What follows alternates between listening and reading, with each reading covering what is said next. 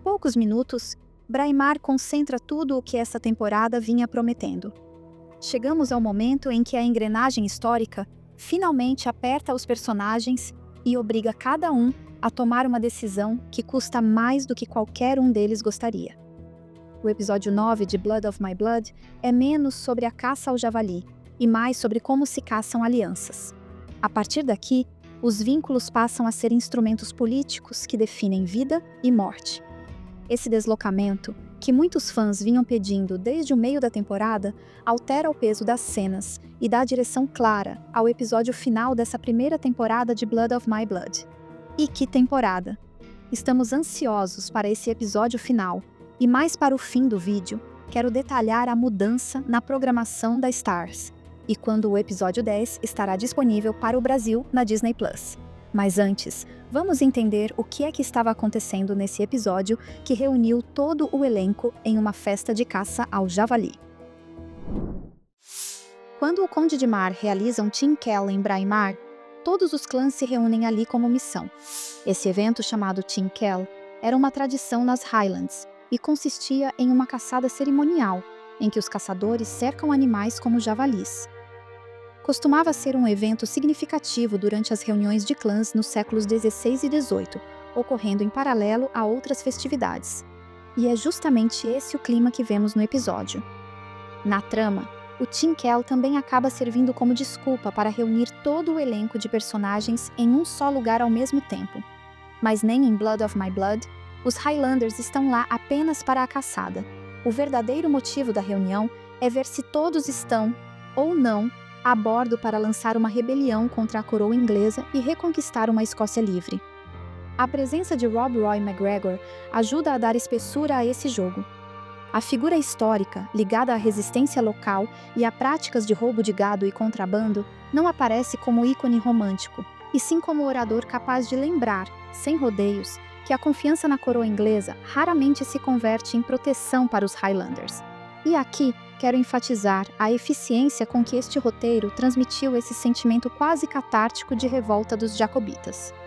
Rob Roy, personagem real cuja trajetória cruza a linha entre economia local e resistência, dá peso ao clima de mobilização. A dramaturgia é eficiente também porque usa o discurso inflamado de Rob Roy para forçar um contraste imediato entre os irmãos Mackenzie. Dougal responde ao apelo com entusiasmo, mas Colum só pensa na necessidade de manter a aliança com os Grant para sustentar os cofres vazios do seu clã. É a mesma dissociação que já vimos em outros momentos, mas agora, com o salão cheio, o atrito ganha consequência. A chegada do tio de Malcolm Grant já cria suspense.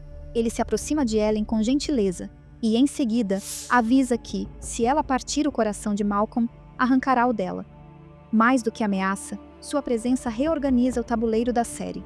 Quando ele desmoraliza Lovat em voz alta, chamando-o de falsário e reduzindo a ideia de uma profecia Fraser à bravata de salão, não está apenas defendendo os Mackenzie por tabela. Está alinhando em público a imagem dos Grants com uma postura de racionalidade que interessa no curto prazo político. Já Simon Lovat está obcecado por validação e por uma narrativa grandiosa para a própria linhagem.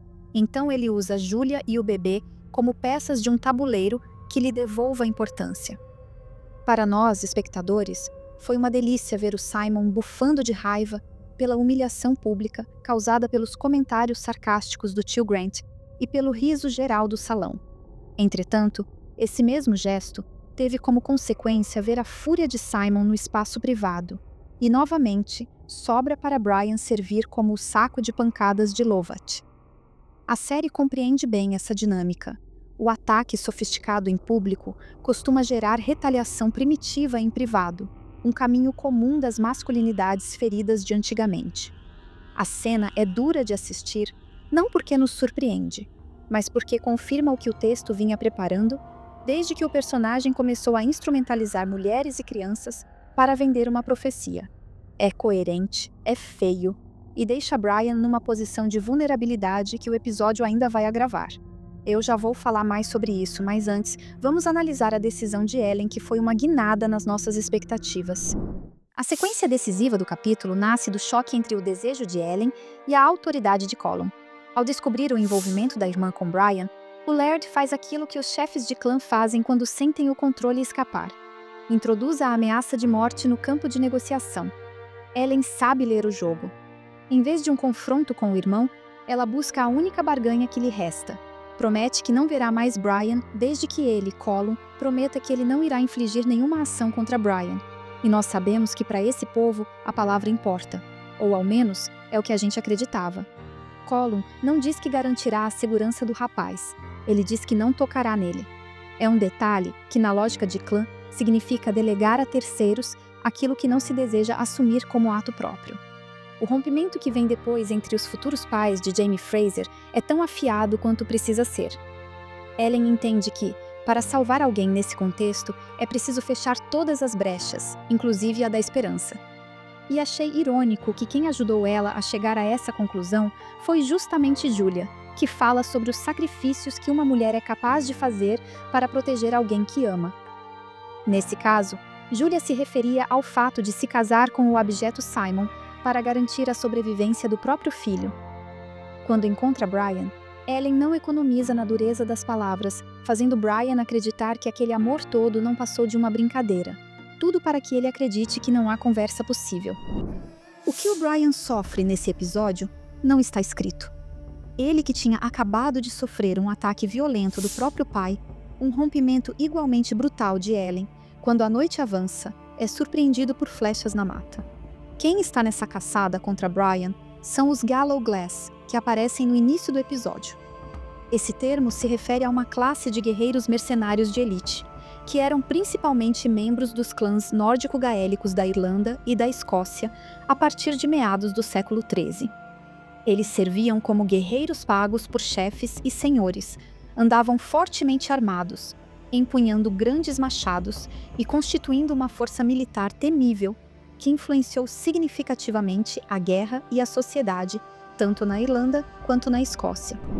A intervenção de Murtagh para salvar Brian da emboscada funciona porque não é uma conversão sentimental repentina. O primo que guardava rancor não se transforma em guardião por afeto súbito. Ele age por uma ética de pertencimento.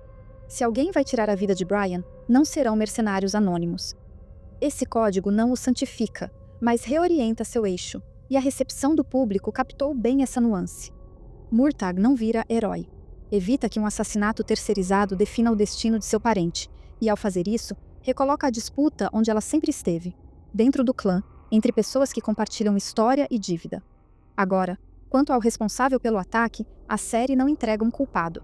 Tanto pode ser Colum quanto o tio Grant, ou até Lovat. Em qualquer dos cenários, o resultado é o mesmo. A negociação de Ellen não bastou para proteger seu amado. Essa percepção reconfigura o lugar de Ellen no drama. Ela não errou ao romper. Ela foi superada pela lógica do ambiente.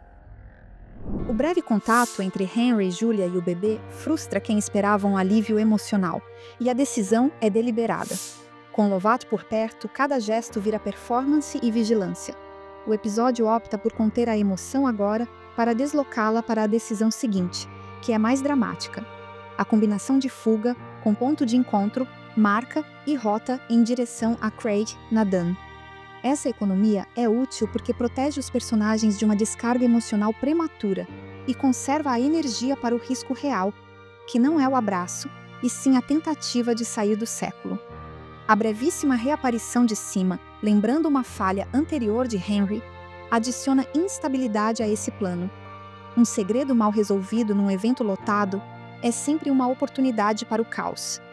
A leitura de Henry sobre o que aguarda os jacobitas também cumpre papel estrutural. Ele, como Claire, sabe que o levante não termina bem, e isso confere urgência menos romântica e mais prática ao desejo de voltar. Quando o estandarte dos Stuarts é erguido e a ponta do mastro despenca, a série oferece um símbolo claro para quem conhece ou não a cronologia. Do ponto de vista histórico, a tentativa de 1715, conduzida pelo próprio Conde de Mar, não resultará no triunfo imaginado, pelo contrário, terminará em desastre na Batalha de Sheriff Muir. Embora nenhum dos lados pudesse reivindicar vitória, a Batalha de Sheriff Muir foi efetivamente uma derrota jacobita em termos estratégicos. Eles enfrentaram uma força governamental muito menor e ainda assim não conseguiram cruzar o estuário e assumir o controle do cinturão central, que incluía as cidades de Stirling e Edimburgo. A série faz aqui uma alusão clara. As esperanças são grandes, mas o destino não será generoso. A votação ainda trouxe um movimento inesperado do tio Grant. Ele adere rápido à causa jacobita, surpreendendo sobretudo os irmãos Mackenzie. Olha, parece que o Dougal estava fazendo o movimento certo para agradar aos Grant. Quem diria? Do ponto de vista dramático, a imagem nos diz que o voto unânime do salão não se traduz em sustentação estável. A superstição, tão presente na cultura local, funciona aqui como linguagem útil para o público. Algo se moveu, mas o suporte não está firme. Em termos de roteiro, esse detalhe permite que as esperanças políticas coexistam com a sensação de que o terreno é instável, o que ajuda a justificar as decisões apressadas e, às vezes, desastradas que veremos até o final. Dougal permanece coerente com a própria natureza. É movido por excitação, vê na causa um espelho para a própria imagem de guerreiro e, por isso mesmo, toma decisões que põem em risco todos no clã. Ao mesmo tempo, ele hesitou diante do segredo de Ellen, o que nos impede de julgá-lo no mesmo grau de frieza do irmão. Ele não é estrategista, é impulsivo. E essa impulsividade serve a um só tempo para mobilizar e para comprometer. Mas por que, somente agora, Dougal resolve abrir o bico e falar a Colum sobre Brian e Ellen? Por que Dougal só fala agora? Porque é encurralado. Depois do discurso de Rob Roy, Colum o chama à tenda, esfrega a desobediência com o dote, ameaça cortar-lhe a língua e exige todo o segredo que possa comprometer a aliança com os Grant. Como Laird, ele não é só irmão, é autoridade. Dougal entende que manter o caso escondido pode virar traição quando vier à tona por terceiros. Ele confessa para reduzir dano e recuperar algum controle. A ideia de um destino grandioso para o sangue Fraser, alimentada por Lovat, foi ridicularizada em público pelo tio Grant, mas isso não significa que ela desapareceu. Persiste como ruído que desloca personagens, sustenta decisões ruins e ajuda a série a trabalhar o lado mítico sem soltar a mão do chão histórico. Mesmo quando os fatos desmontam o argumento, o desejo de acreditar segue empurrando os envolvidos. É um bom retrato de como mitos operam em política. Não dependem apenas de evidência, mas de conveniência psicológica e de ocasião. A recepção dos fãs foi clara nos pontos de maior impacto. O rompimento de Ellen como gesto brutal e coerente com o contexto. A revolta contra Lovat e a leitura, quase unânime, de que a agressão ao filho confirma sua covardia. A suspeita de que Colum usou a letra do acordo para violar seu espírito. E a ligeira reabilitação de Mortag por um código de lealdade particular. Houve também quem reclamasse do pouco tempo de tela de Henry e Julia juntos. E esse incômodo, imagino, faz parte do resultado pretendido. A cena não foi escrita para consolar, foi escrita para deslocar. Braemar funciona porque não separa o que a série prometeu unir. O privado e o político caminham juntos, e as cenas de maior dor não são desvios do enredo histórico, são sua consequência direta. A reunião convocada pelo Conde de Mar, com Tim Kell e votos sobre a causa Stuart, organiza no mesmo espaço social a pauta que vinha se insinuando. Se os chefes de clã assumem, de fato, a bandeira jacobita, que preço interno cada família está disposta a pagar? A série acerta ao transformar uma cerimônia aparentemente festiva em arena de cálculo. Enquanto isso, o corte de Ellen protege Brian por minutos e o expõe em seguida à violência que ela tentava evitar.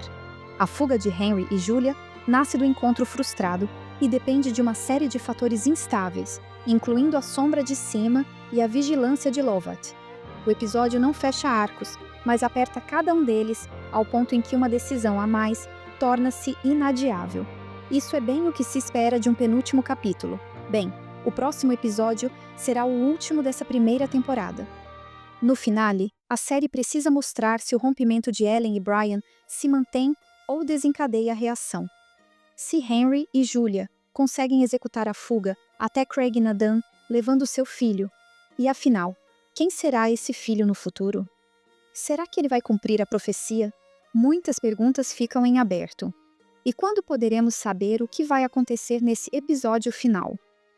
Bem, o episódio 10 estreia no Stars, dia 10 de outubro, uma sexta-feira. No Brasil, O padrão desta temporada tem sido chegar ao Disney Plus um dia depois. Portanto, será no sábado, 11 de outubro. Agora me conta, para você, qual foi o grande momento desse episódio? O rompimento de Ellen e Brian? A humilhação pública de Simon? O encontro de Henry e Julia? A adesão do tio Grant à causa jacobita? Se esse episódio te pareceu mais nítido com esse contexto, deixa o like e segue com a gente até o finale. Aqui, a análise caminha junto com a história. Claire atravessou os séculos, mas teve uma cena que ficou para sempre na cabeça de quem é fã de Outlander. Aquela do vestido vermelho, do baile, na França. Eu sei que você lembra. A gente remixou esse momento e trouxe o nosso olhar, com irreverência e uma leitura pop, com óculos escuros, smartphone na mão e uma mulher poderosa no seu próprio tempo. Essa estampa é uma paródia, daquelas que só quem é fã de verdade reconhece na hora. Em uma camiseta feita sob demanda com malha premium, estampa em alta definição e caimento que veste bem em qualquer corpo. É para quem ama a história, mas também gosta de brincar com ela. Uma criação exclusiva do canal Série Histórica para quem se reconhece no humor, na coragem, no estilo Sacená. Ah, e um último pedido. Por favor, compartilha esse vídeo com aquela pessoa que você conhece e que é fanzona de Outlander como a gente. Isso ajuda demais o canal a crescer. Muito obrigada por assistir. Nos vemos no próximo vídeo sobre essa série histórica.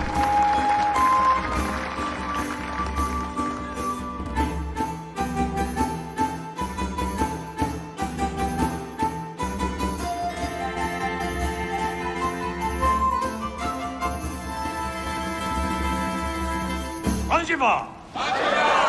Anjiva!